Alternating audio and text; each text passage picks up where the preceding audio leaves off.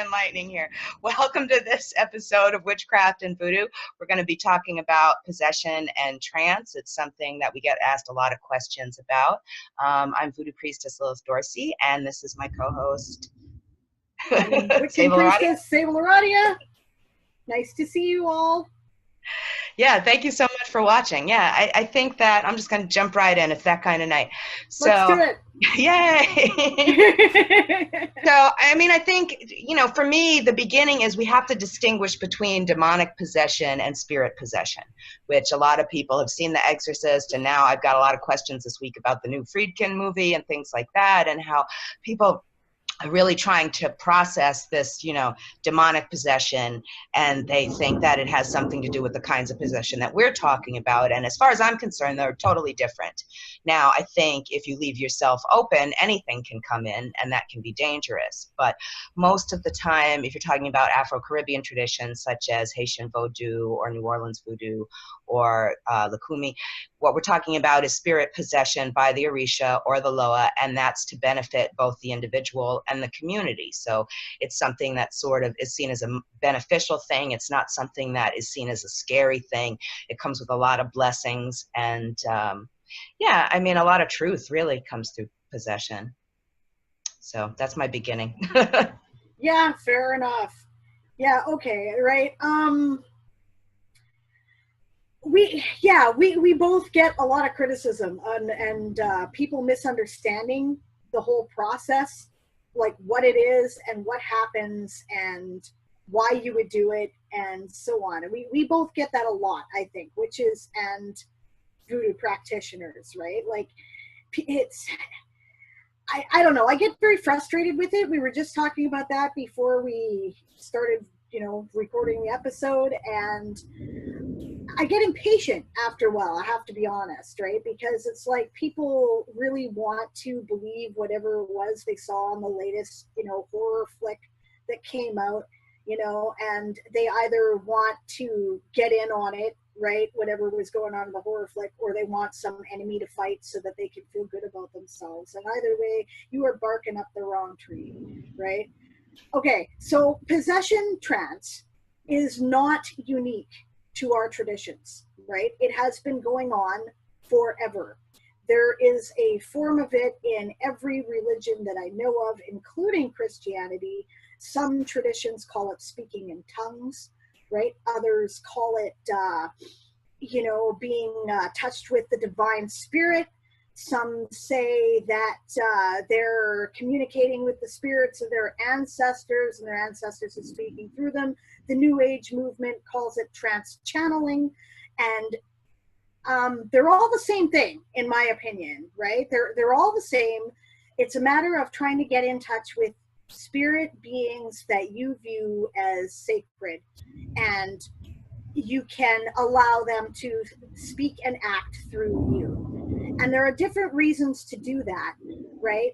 And some of them are for your benefit, and some of them are for the benefit of the spirits or deities or whatever that you're interacting with, right? So it's not new. And I think it's also hypocritical to say that one form is fine and the other form is not fine, right? And I hear that a lot, not just among Christians, but I hear this among, say, okay, I hear it from New Age type people are all like, oh, you know, channeling is such a wonderful thing, and they, you know, they buy books that are written by channeled entities, and they do all this stuff, right? But then you say, yeah, okay, I was channeling Hecate, and they're like, oh, isn't she a dark spirit? Give me a break, right? And I know, I'm sorry, I'm a little short. I'm very blunt today. That's great. My filters are off, right? So, and then you hear from pagans sometimes. Oh, but I don't know about that voodoo stuff. I mean, that's totally different. It's totally uncontrolled. So we're afraid of it, kind of thing. And that's bullshit too, right? It's nonsense. And I'm sure you're going to get into some details as to why, and you can address that more effectively than I can. But I've seen a lot of it in a lot of different forms, and it's You know, it's not new. It's something that humans have done since there have been humans. We've had very meaningful, I love the thunder, that's so cool. We've had very meaningful experiences that way, and just because you choose to deal with different entities than another religion does, or give it a different name, and it might even be the same entity, doesn't make it wrong. So that's my beginning. Right, your words are punctuated by thunder. It's great. Yeah, there, my thundering temper. No, okay. Right, yeah.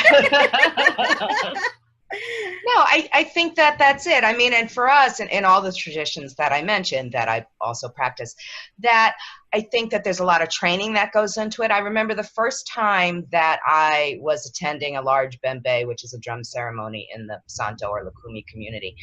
And, you know, I started to have those kinds of feelings where I was, you know, feeling like something was coming over me, I guess, for lack of a better description.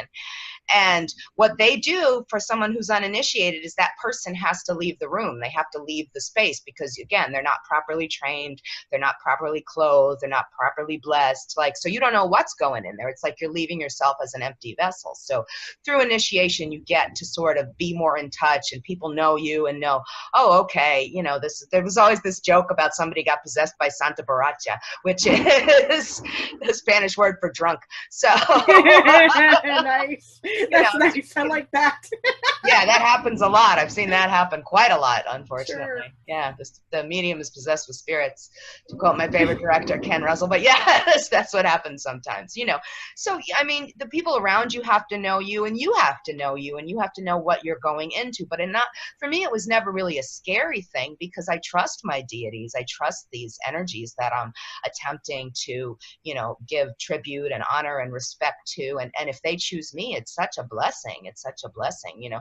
I've had people in my ceremonies, you know, my thing is if somebody's talking, I always give them a job because I'm like, all right, well, you're not going to bother the ceremony with your talking. This must be a way for the universe to show me that you need to do something else. And I remember one time I gave this man a machete, and he just jumped all around the ritual, you know, with the machete and dancing and all of these wonderful things. And, you know, I said to him, well, what were you saying when you started? And he said, I was saying that my back hurt and I could barely move and maybe I shouldn't stay for the ritual. And as soon as he got those items, it was like the energy came into him and he was allowed to sort of move in ways that he hadn't in years. So it's that kind of a blessing that happens. And I don't think it's, again, if you're properly prepared, that's why sometimes we cover our head with a white cloth or something, because that sort of refines the energies that are coming in and out. But there's a lot of things that you can do to make sure you're only contacting the proper energies, and I recommend them. And otherwise, I think, you know, as long as people keep to themselves and are not leaving themselves, you know, if you're going to leave your front door open, who knows who's going to walk in.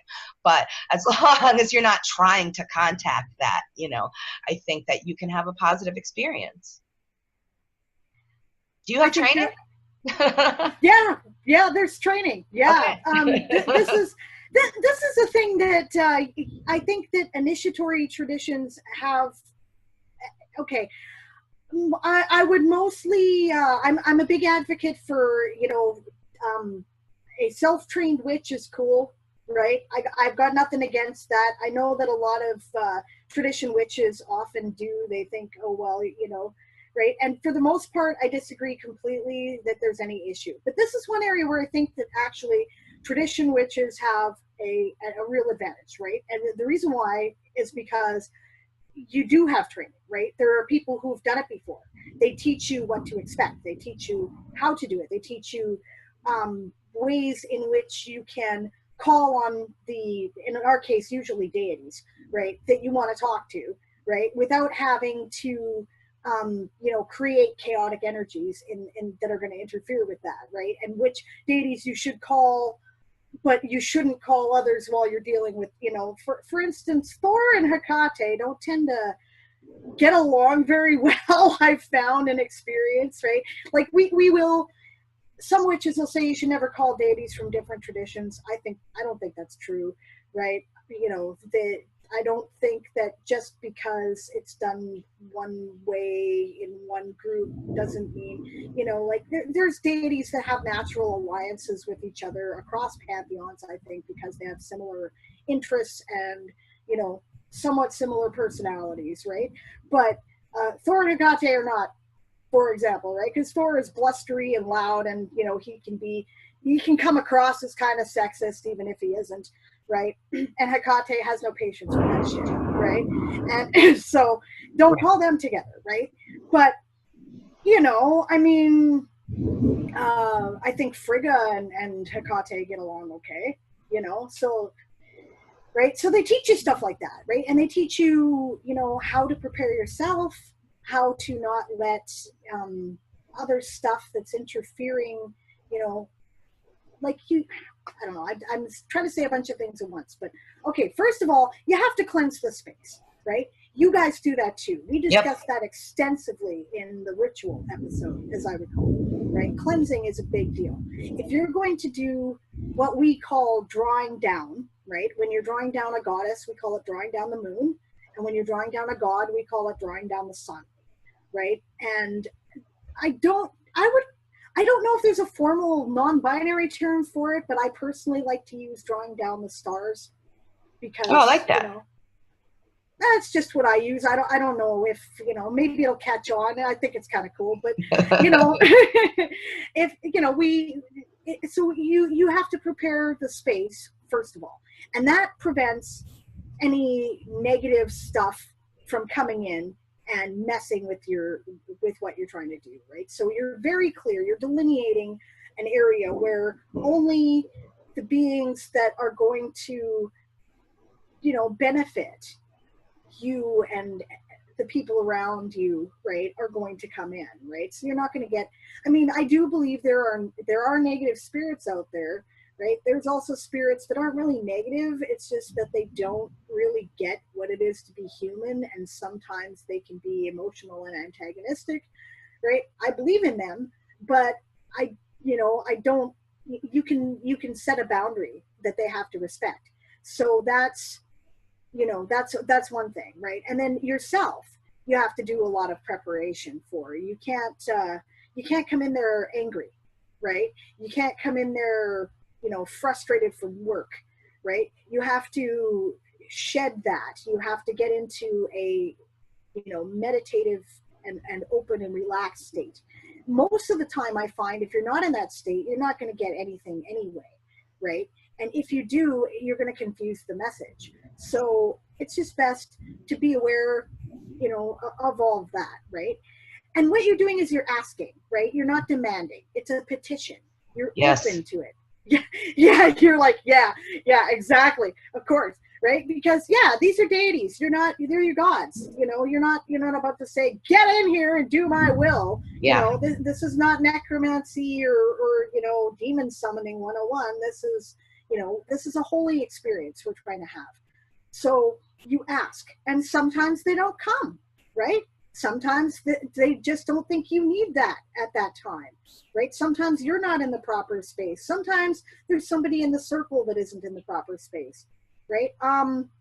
One of my early experiences was I was doing something kind of stupid, which is I was doing it on my own because there wasn't anybody around to teach me, right?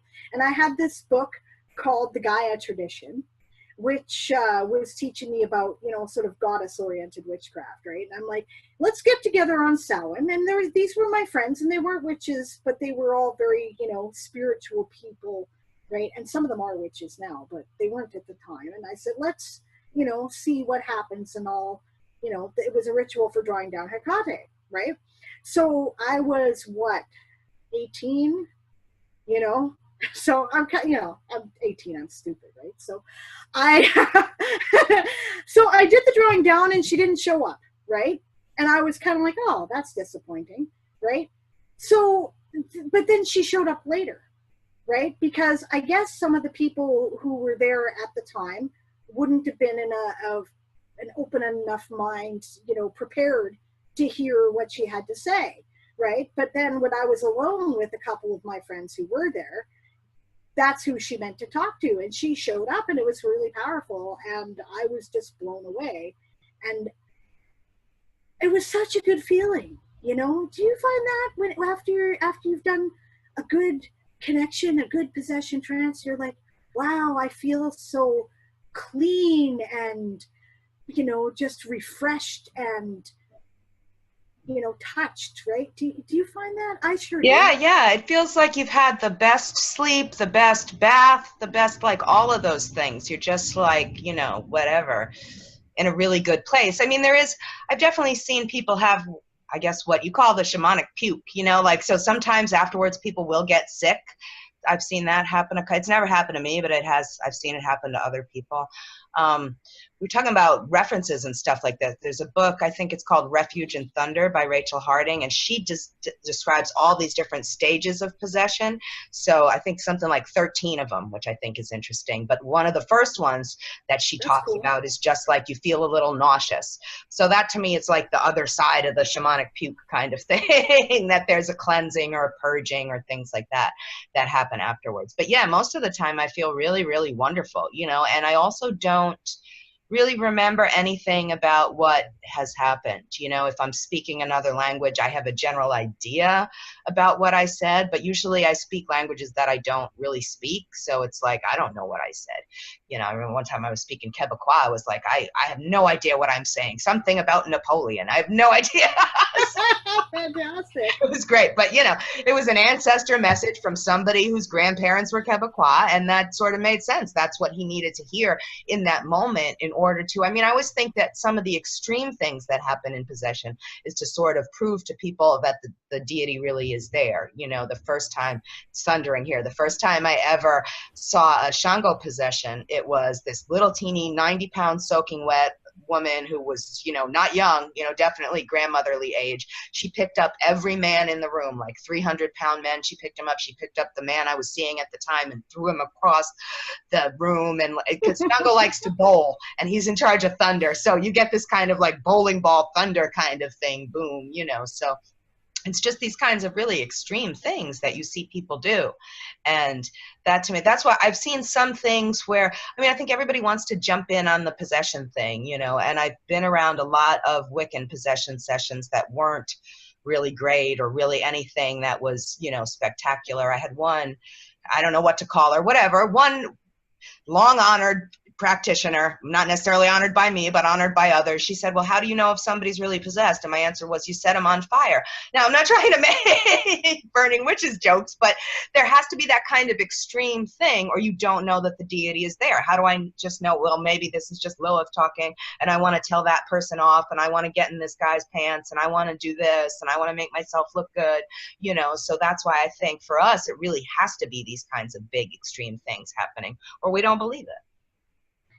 Yeah, I understand that. Sometimes you get that, right? Like you've given me a lead into a topic about levels of possession, which is cool, right? But yeah, I think sometimes, not all the time, but sometimes they do show up, and when they show up, they do things, right, that are intended to be proof. Like one time I was, again, Hecate and I have had a long relationship, right? I've drawn her a lot, right? I think she likes me and I like her, right? So we were drawing her down for Samhain, right? And I was off in this, sequestered area, and I was like, she was giving prophecy, basically. People were asking questions about, okay, what's in the coming year? Because for us, Samhain is, the end of the old year, beginning of the new, and it's good time when the veil between the worlds is thin. So, he asked questions about that, or about, people who passed on or whatever, right? She was answering those kind of questions, right?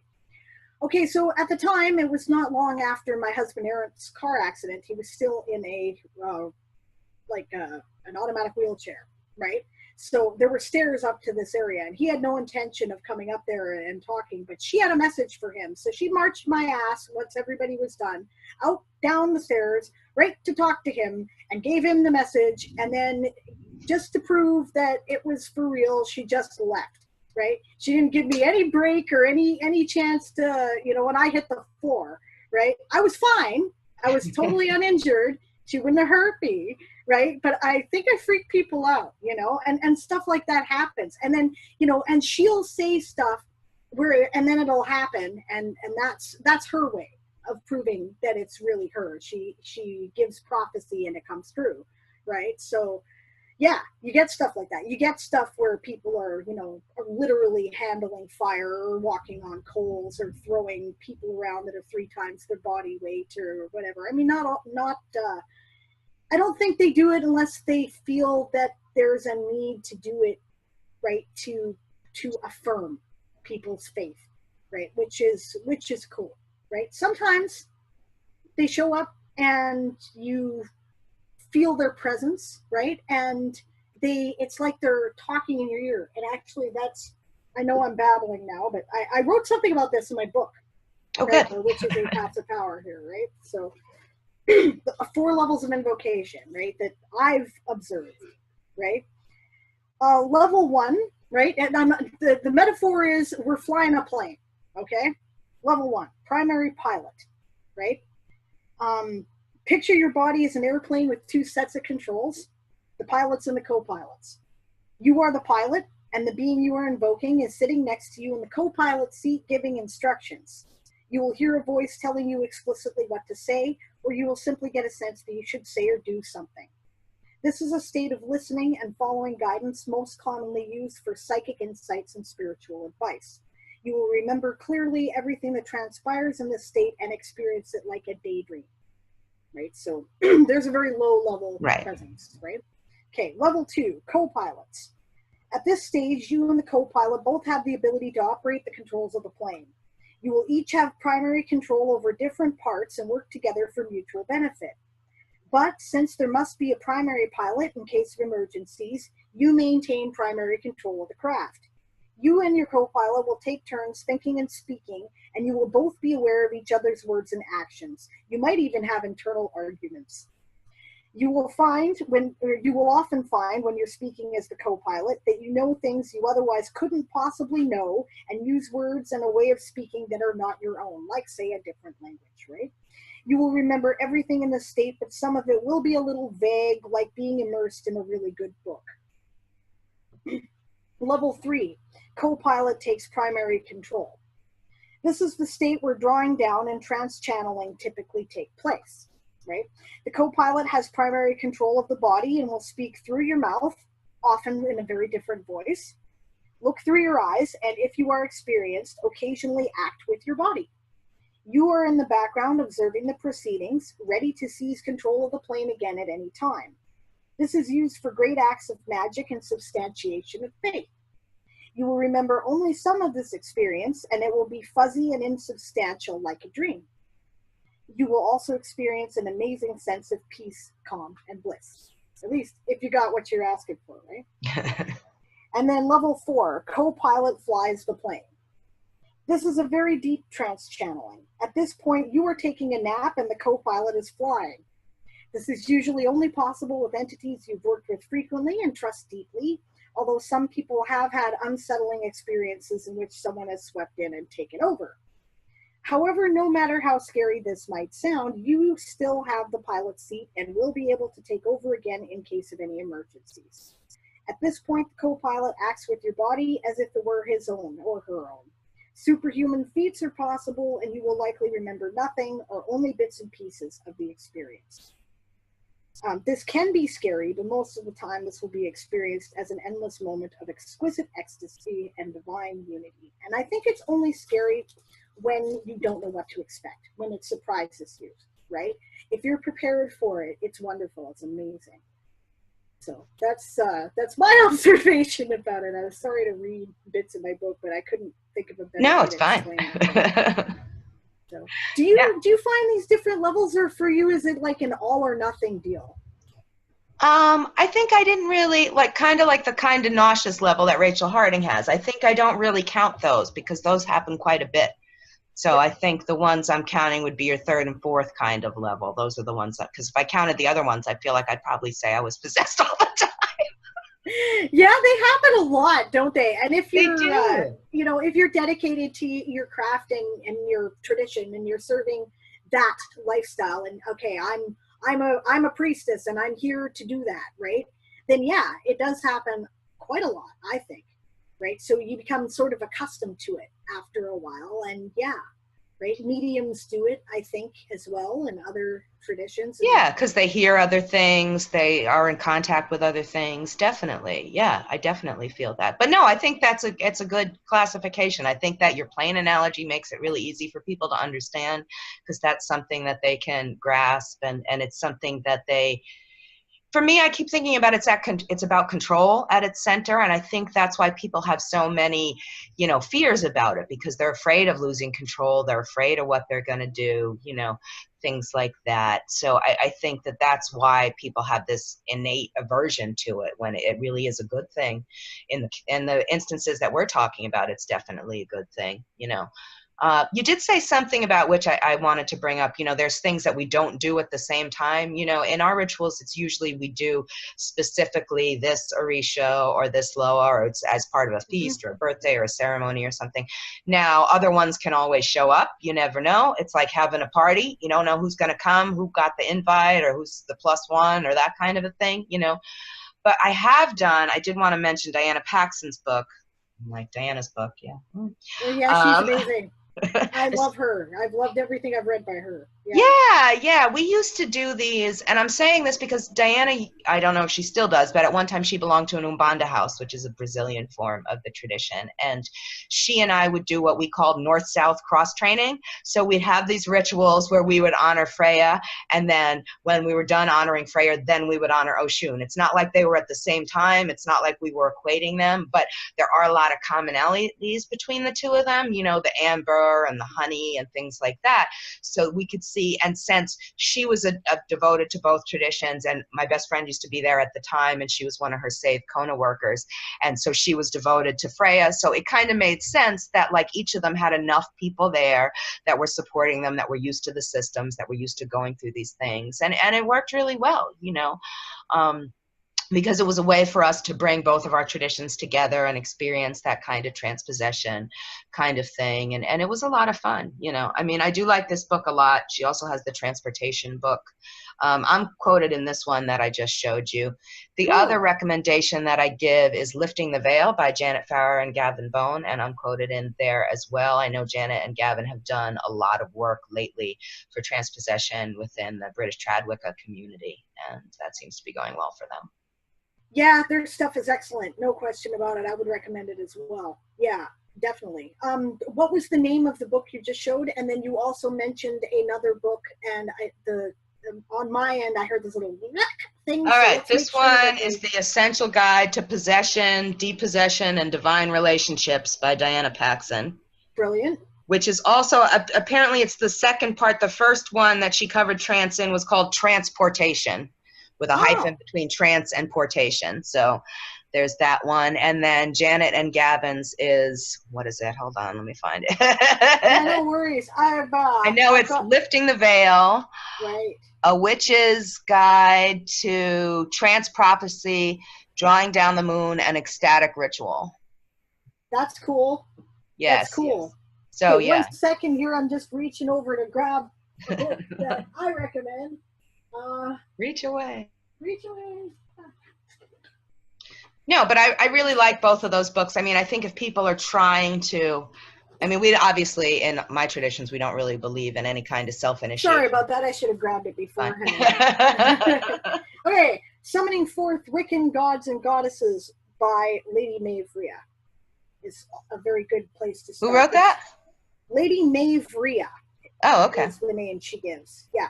All right. It's a good place to start, and it seems like such a little book, but it's got all the stuff in it for how to prepare yourself, right? What is a good idea to have a support person do to aid the person who's doing the trancing, right? How to do self-care afterwards, what pitfalls to avoid, stuff like that. So if you're learning it in a group on your own and you don't have anyone to teach you and you're like, okay, I'm going to jump in and do this, or even if you are just new to it and you're working with a teacher, this is a good resource. So I wish I'd had this. I learned a lot of things the hard way, but that's okay. I survived, but You know, I generally recommend people learn from other people's mistakes rather than their own. So that would be. Yeah, I mean, it's an intense thing, you know, so if you can learn or prepare or any of that ahead of time, I think that that's really, really helpful, you know, and I can't stress enough the support person thing, because I've been at so many events, some of them with Janet and Gavin, some of them with Evo, some of them with other people, where people had really intense experiences. And I'm really glad that a lot of events now, I'm going to do Chris Penzek's Temple Fest in New Hampshire coming up in a couple of weeks. But I thought it was really interesting because they sent me a letter saying that they have aftercare people on staff there, which I think is really interesting, you know, because sometimes these experiences are really intense. And I like to bring my own aftercare with me. I like to travel with an entourage, and hopefully they know what to do. I remember one time in our music episode, we were talking about the Dragon Ritual drummers. I remember one time that I went down in a possession trance with them there, and this guy went to climb on top of me, and he said, "I'm a Gardnerian, I know what to do." Oh God, no. And I have never seen men put down the drums so quickly and leap like halfway across the field to get this guy off me in that moment. But it was, yes, it was very amusing. Oh, talk about embarrass all of us trad witches. Give me whoever you are, you're fired. You know, that's terrible. Oh, no. Okay. Yes. No. Not a good moment. No. Okay, so, yes. Thank you for covering the consent issue. Yes. Right? Okay, often, right, in a traditional Wiccan coven, right, when you were drawing down, not all the time, not even most of the time, in my personal experience, but often. The reason why you are drawing down is because you intend to do Great Rite. Great Rite is a ritual act of intercourse that happens between usually by tradition, but there's been many different ways to do it. I've seen it done with like 4 elementals. I've seen it done with like a kind of a Holly King, Oak King type figure, right? But usually it's a priest and priestess drawing down the sun and the moon, right? And it's meant to symbolize divine unity. But like I said, I'm totally not a gender essentialist about that. I have seen it done in a variety of ways. It has all worked. I've drawn down the sun myself on numerous occasions. It worked just fine, you know. So, I'm not. I'm adamantly in disagreement with the people who say that it can only be done one way. But yes, okay. So unpopular opinion. Deal with it. But okay. But this is one of the reasons why you might do that, right? Okay, consent. Consent is, you have to get consent before this happens, first of all. If that's what people are going to do, that's great. If you're coming together for any kind of act of sacred sexuality, brilliant. I am behind you. But you have to make sure everybody knows that's what's going to happen. Everybody is prepared. Everybody's comfortable with it. You have to make arrangements for ways in which people will be comfortable with it. Like maybe somebody is like, okay, I'm cool if you guys do this, but I don't want to see it. Okay, fine. So take it off into another room, or have the rest of the coven leave the room, right? There's nothing wrong with that. That's fine. It'll work just fine, right? And even if you do draw down the moon and sun and the intention is Great Rite, you can do it symbolically. You don't have to do an actual physical act of intercourse. I think it's an amazing, holy experience that I have done, more than a few times in my life, not as much as I would personally like to, because it can be really great. But even if you're positive towards it, right? And even if everybody's cool with it, sometimes, you know what, maybe I just don't want to be with that particular priest or priestess, right? Okay, sure, I trust you've got the training, right? I trust that you've got the ability to draw down, and that I'm going to be dealing with whatever being that is, but I know you're going to be weird afterwards, so no, right? So, okay, so obviously that's what this Gardnerian was expecting, right? Oh, yeah. I would assume, but come on, okay? Whatever he was doing in his coven, I question that coven. There's something very, very wrong there, right? Because if that's what you're going to do, you've got to clarify all that beforehand. You can't just jump in to stuff like that. So I'm sorry you had that experience. I'm glad that the you know, the dragon ritual drummers were there to support you. Saved me. That's horrible, right? I'm offended. Yeah. No, I mean, I'm not trying to trash Gardnerians or anything like that. It just was, and in the moment, it was not traumatic for me. I will say I've had a lot of traumatic stuff happen. That would be low on the list, let me tell you. You know, but I think it's an interesting question. You know, I have a friend of mine from Ireland who was doing the great rite, and she got pregnant, and they had a baby, and now he's an adult. You know, like that was not what they were expecting in that moment. But, you know, now they realize that, yeah, anything can happen under those circumstances, you know. So I think they're finally okay with it now, but it was a long, hard road. Yeah, I hear that. That's another thing, right? I guess there used to be a belief, right? And okay, I think it comes from the 60s, but don't quote me on that, right? It's the age of free love, 60s and 70s, right? Everyone's like, all right, so we're just going to have free love and it's cool, right? Except that the 80s happened, and now we have to worry about STDs, and we have to worry about protection, right? So my traditions have condom blessing rituals. Right? Oh, nice. And that's part of what we do. And I guess some people who've been around a lot longer than me think that diminishes the purity of the rite somehow, and I don't agree with them at all, right? So I don't know, right? Not everybody, right? Again, this is just stuff I occasionally hear from people, and I'm like, yeah, no, you know, I adjust to the times, right? Like, this should have been done in the first place. So, but yeah, that's a possibility, right? You know, you take that into that's a thing, you know, that happens, right? I had that happen actually, but I wanted to have that happen. That was part of what I was after, right? I did a great rite with my husband on Beltane, and I conceived. I didn't carry the baby to term, unfortunately, though. I had a miscarriage, but that was my goal. So I was cool. But yeah, that's a thing, right? So, okay, but that's only one aspect, right, of the different reasons you would trance channel deities and Loa and ancestor spirits and whatnot. Now, okay, I've noticed you were talking about ancestors, you know, like the Quebecois ancestors speaking, right? Do ancestors show up and and possess people at the rite fairly commonly in voodoo tradition? Because in Wicca, we almost never do that.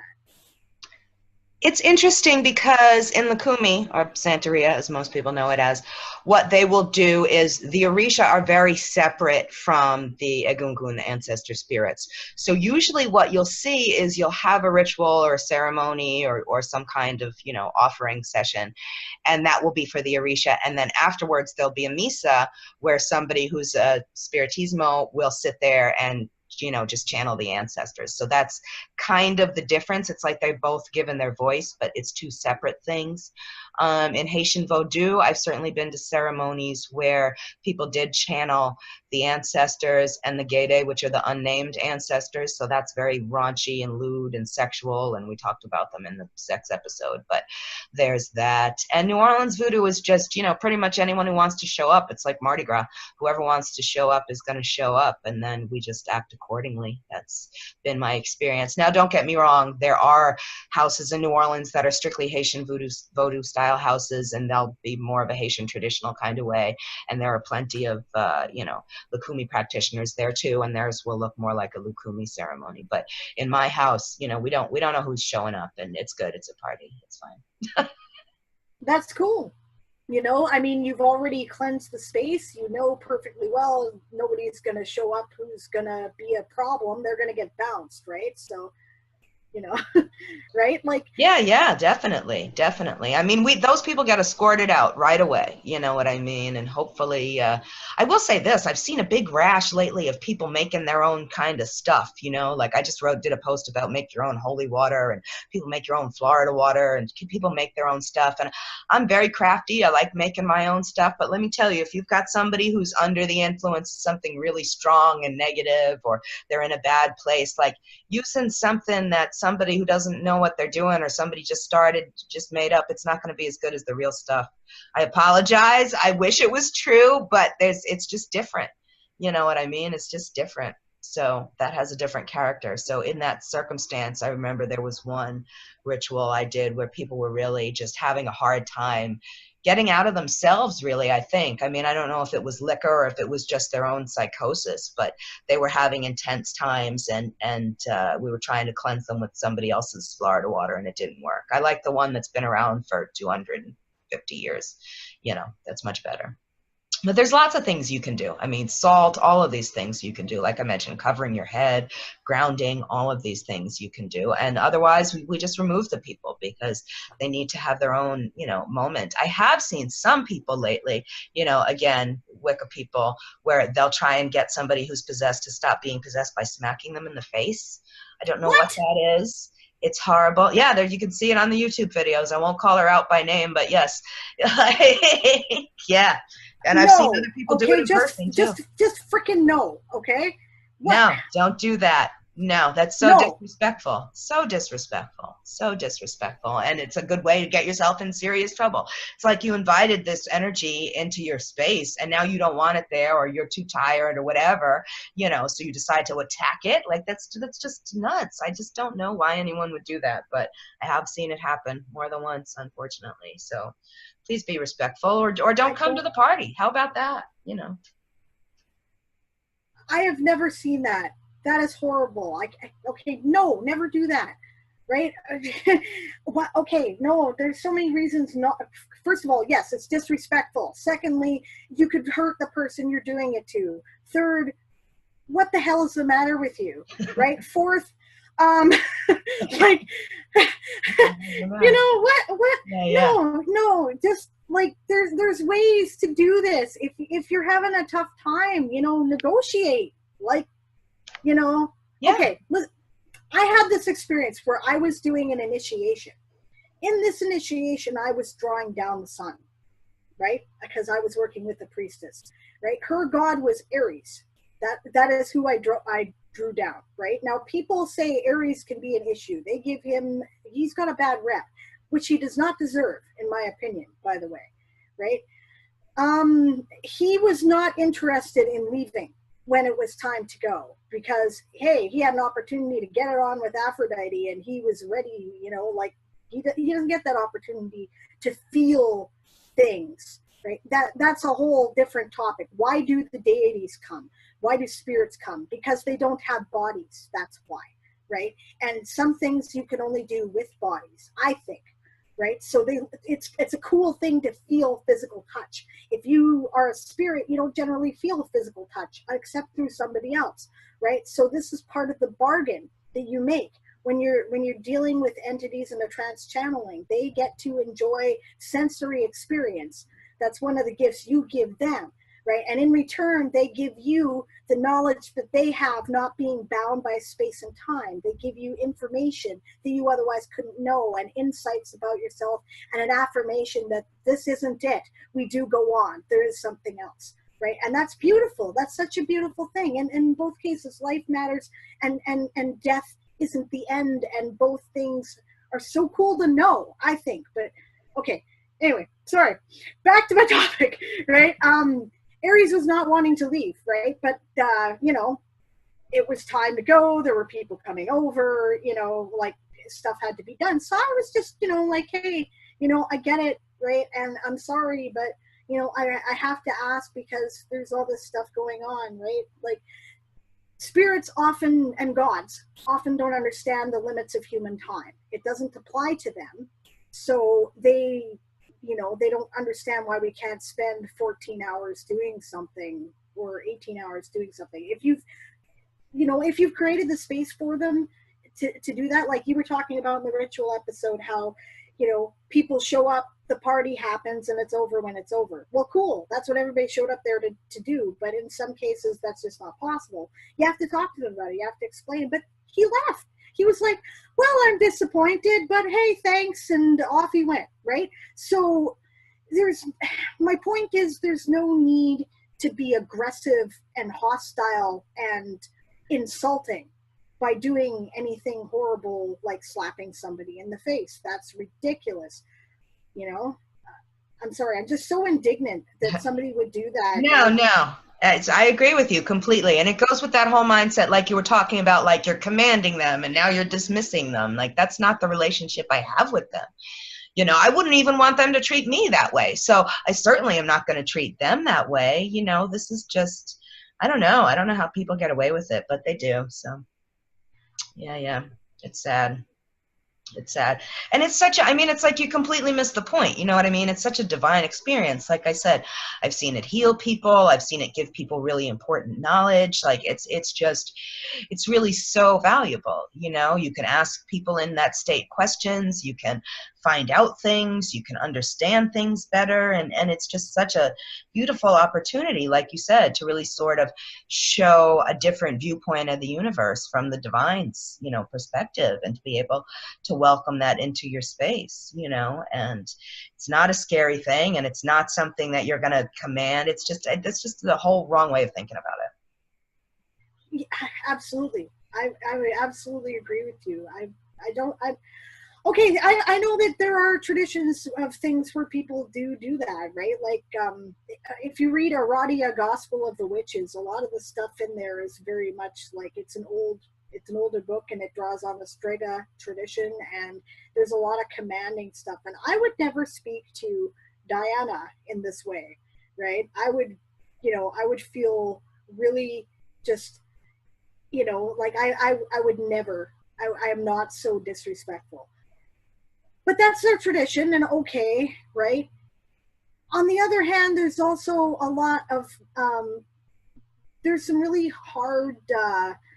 hardcore kind of almost fundamentalist pagan movements lately, I've noticed, where people are very much, well, the gods told me to do this, so I'm doing it, period.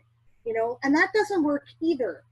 Because, like I said, first of all, those who do not have physical bodies do not understand the limitations of human time, and they don't understand the limitations of hunger, thirst, rest. They don't get any of that. They don't experience it.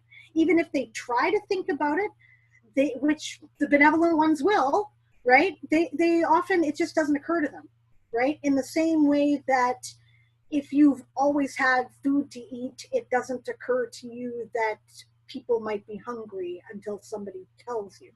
Right? So you have to tell them, but it's a negotiation.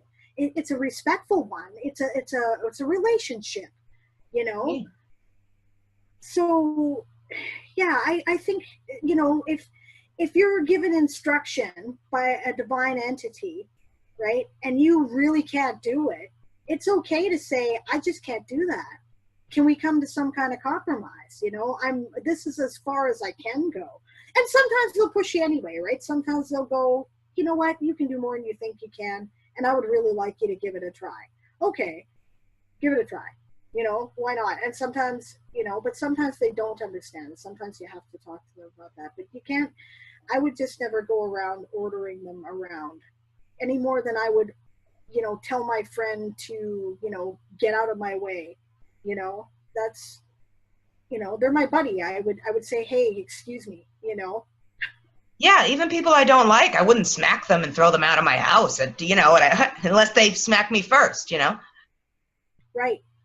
Definitely. I remember one time, it was one of the first possession experiences I had, that I was somewhere and I was pregnant, and I didn't realize in our tradition you don't go into circle pregnant, and I was there, and Damballa was the spirit that came to me, and he wanted me to stand in the bonfire. And I kept saying, well, I can't stand in the bonfire because it's not just me. If it was just me, I'd be happy to stand in the bonfire. But there's another person in here. I don't know if she wants to stand in the bonfire. Like, can we do something else? And what happened was he sent someone else into the fire. And then we spent all night healing this person. And he went from, you know, 3rd-degree burns to walking away perfectly fine, you know. So wow. That was the consequence of that note. But yeah. Now I try and tell people who I see who are pregnant, please don't go to any kind of Afro-Caribbean thing unless you're absolutely sure what's happening and you know what's going on and things like that. Because it really does change everything, because you are 2 people, you know, or 3 people, or however many people you are at that moment. But it's a completely different kind of energy field that they have going on. I tried to draw down Hecate once when during the time that I was pregnant, and she wouldn't come. She said, you know, I'm not the right energy for that, you know. If you were asking Gaia or Isis, maybe, you know, mother goddesses, that's one thing. But I'm a dark goddess. I'm a crossroads goddess, right? You're in a different time right now, and I'm always like, oh, okay, you know, right? So I get that. Yeah. So obviously there's something that's confirmed, I guess, of a mutual experience across different traditions, different paths that would seem to be something maybe universally human, right? I know that other people have said similar things, right? Like I know mediums who've been pregnant and they didn't channel any ancestors or any, you know, spirits of the dead during that time, right? You know, yeah, that's interesting. It is interesting. If anybody knows anything more about this, please leave it in the comments, because I would love to hear what other traditions thought about it. Yeah, share your experiences. Now I'm really curious. Now I want to do research on this. Yeah. That's great. Yeah, definitely. Definitely.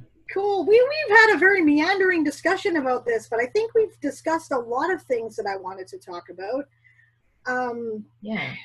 I'm putting it, okay. First, if I'm summarizing what I want to emphasize of what we've talked about so far, I'd say, okay, if first of all, it's not a scary thing, right? And it's not bad, right? And there's no harm that can come to you if you're properly prepared, right? Like it's not going to happen. Even like you say, this person was burned and then they were healed, right? You know, no harm is going to come to you. You might have some occasionally it can be unsettling lessons, but you're never going to get hurt, right? So there's no need to be afraid. Also, you've always got control, right? Ultimately, if you want your body back, they'll go, right? So you don't need to be afraid of of becoming a walk-in or something. You know, they're gonna work with you. You know, they're not rude. They're not going to disrespect your boundaries, right? And then the other thing is you have to prepare yourself and not carry your personal crap into the circle with you or the ritual space, because it's not going to work or you're going to create problems, right? And you have to prepare the space so that it's a protected area that nothing harmful is going to come into. And if you're working with the spirits of your tradition, they'll help protect it. That's why witches ask for the guardians of the watchtowers, right? That's their job. They're the bouncers, right? They're there to throw out the party crashers. So, and of course, you have protective spirits and they're, the bouncers too, right? So, and then it's a beautiful thing when it works right. And if you can let your ego relax enough that you don't have to be a control freak about it, you can really enjoy it, and it can be such a holy thing for you and for everybody around you. And it's good to have a support person, because if you're dealing with the other world, the things that go on in this one can be difficult, right? So it's helpful to have someone there who will help you to navigate that while you're dealing with the other world. So I think. Have we missed anything important so far? No, I think that's pretty much what we covered. I think I would say, because like I said, I have seen people try and, do trance possession work with some of these Afro-Caribbean, Afro-diasporan deities. And I wouldn't recommend that outside the system in which was set up for them, because it's not like we're talking about some of the other deities that have not been worshipped in the same way for 50 or 100 or whatever years, you know, our deities are used to expecting certain things. So if you have Oshun come down, she's going to expect that you have honey, and she's going to expect that you have this, and you're playing the right drum rhythms and doing the right dances and singing the right songs and everything like that. So I think it's something that best that you spend your energy trying to find somebody who does do that rather than trying to do it on your own. And part of that, I think I also wanted to say, because I get a lot of this with people, I'm a dancer, and I get a lot of times when I'm trying to teach people ritual dance, it comes from the repetition, and unlocking yourself into a higher realm comes through the repetition, through dance, through song, through drum rhythms, through music, all of these things, through the words that you're saying. So it might seem boring or whatever to do the same thing over and over again, but that's how you reach the higher realms. It's like you shut off a part of your brain that way, and you allow something else to enter in. So that's, I guess, the only other thing I really wanted to say. No, that's cool. I have a whole chapter on that in my book, right? Okay, I believe that, yeah, right, you're shutting off part of your brain. I did this whole thing where I was researching brain waves, and I'm not going to get into too much of the detail because we would be here for half an hour. But there's different brain waves that do different things. I mentioned them in that passage that I read there, but I skipped over it because I thought we don't need a lesson on brainwaves right now. But the beta, the important thing is that this is beta consciousness. Beta brainwaves are where you're, you know, doing logical thinking and talking and interacting, and this awake consciousness that we think of, right? And our culture overvalues it. It's not necessary all the time. As a matter of fact, it's good for us to actually do the other levels, right? The first level of trance channeling, drawing down, transpossession happens at, you know, a light alpha wave, which is like daydreaming, and then you get to theta waves, which is like lucid dreaming, and then you get to delta, which is like really deep sleep, and that's also where the superhuman stuff happens when you're doing affirmations of faith, right? So it takes practice to get into those levels, like, and you know, and to do it with confidence and ease, right? And it can be really difficult to do it first, and it can be confusing, right? So yeah, there's a reason why things are done in a traditional way. I think there's a lot to be said for, you know, yeah, if Oshun shows up, she expects honey, she expects other things, right? I also find that a lot of the polytheistic deities are experimenting with learning new ways of interacting, but they may have a limit of what they expect, right? Like, obviously the Norse deities have kind of thrown themselves wholeheartedly into interacting with modern pagans in whatever form they're showing up with. But you know what? Maybe that trance, the Vulva tradition is more effective at reaching them because it's been done that way for a long time. They know what they're doing. The deities recognize the symbols. You recognize the symbols. It's easier and more effective to make that connection. And if you don't make some kind of effort in that direction, it can be perceived as disrespect by the deity, and then you're going to have a negative experience. And that's really unfortunate because it's amazing, right? So, yeah, right? The Afro-Caribbean deities have the Loa, they have the Orisha, they have very specific things that they expect. Right? It's like, and that goes back to our appropriation, cultural appropriation episode too, right? That's another one of the reasons why you don't do that, right? So, because it's disrespectful to people as well. So, yeah, be careful, right? Be careful if you're, you know, be respectful. Try to, I think mostly they're cool if you're trying to be respectful, but if you're not, they'll know, you know, and yeah. So, okay, yes. One more thing I wanted to add about all this is this can be draining on the body, right? You're moving a lot of energy through you.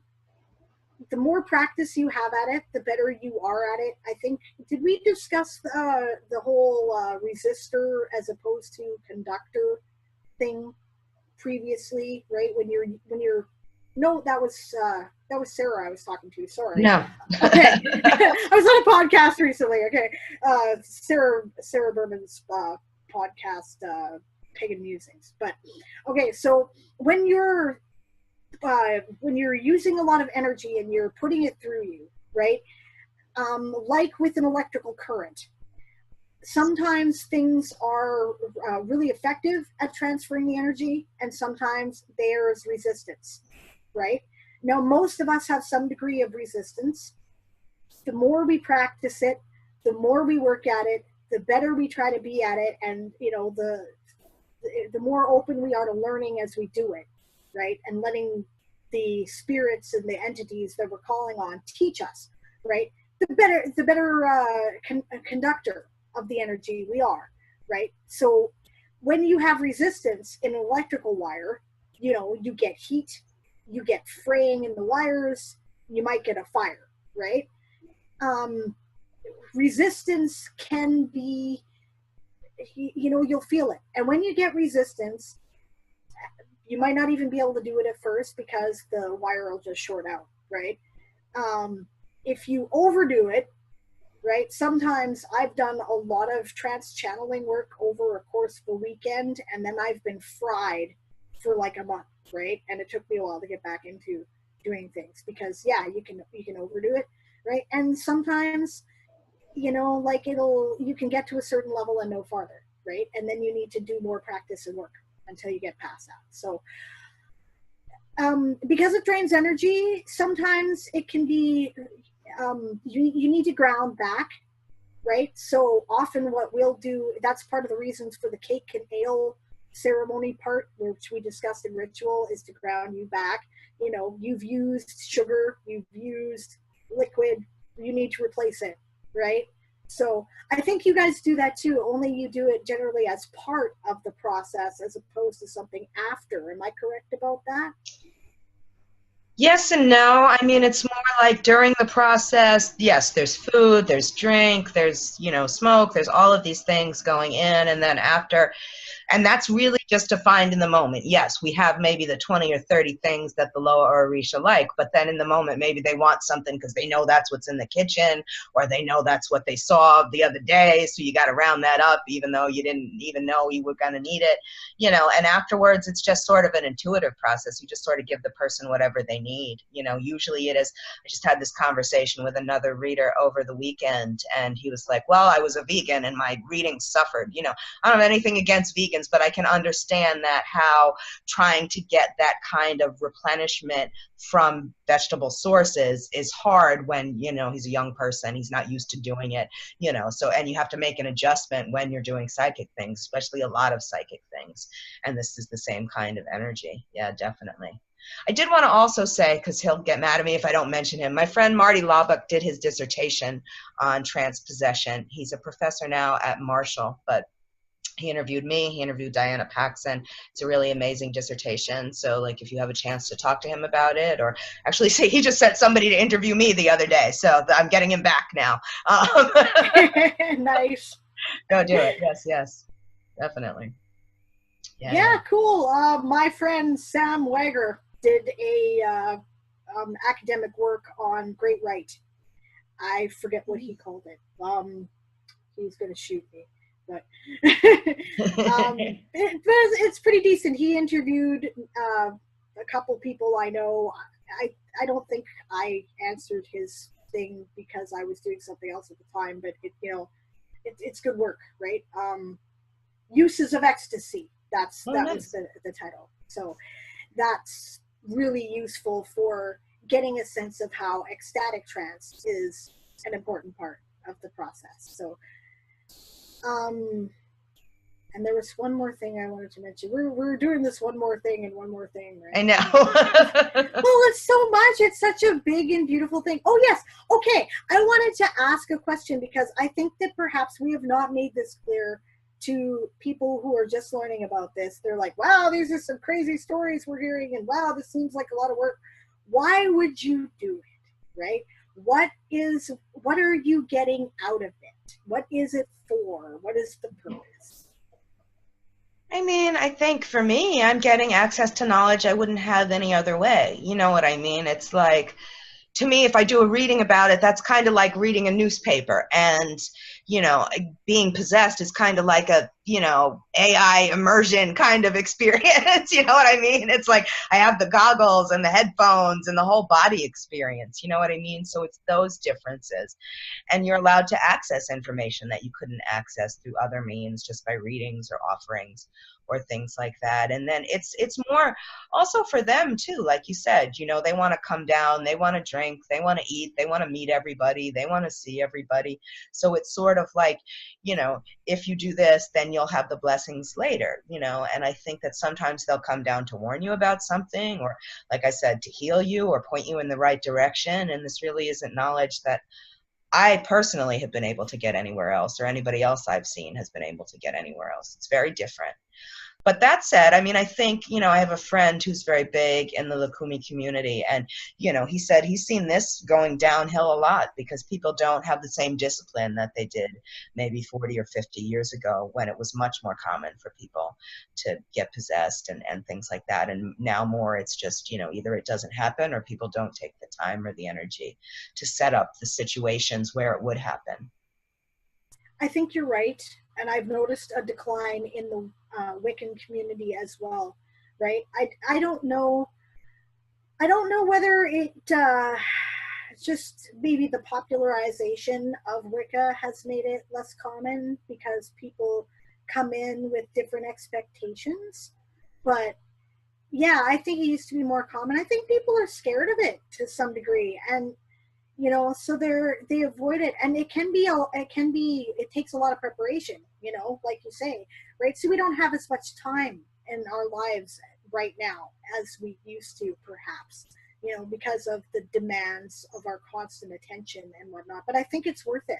I think it's worth it to give it the time and give it the space. I agree with you. I think you get information that you don't get anywhere else. You can get confirmation that your loved ones continue on. You can get warnings of things that are coming that you either you can avoid or you can prepare for them and then be in a better position when they happen. You know, you can realize that, you know, it's real, you know, it's real. Faith is out there. You know, there is something else besides this, right? Physical is beautiful. I love being alive. I love everything about physicality. I love color and I love tasting things. And, you know, if I'm remembered, I'm going to be one of those people who will show up at the party, you know, right?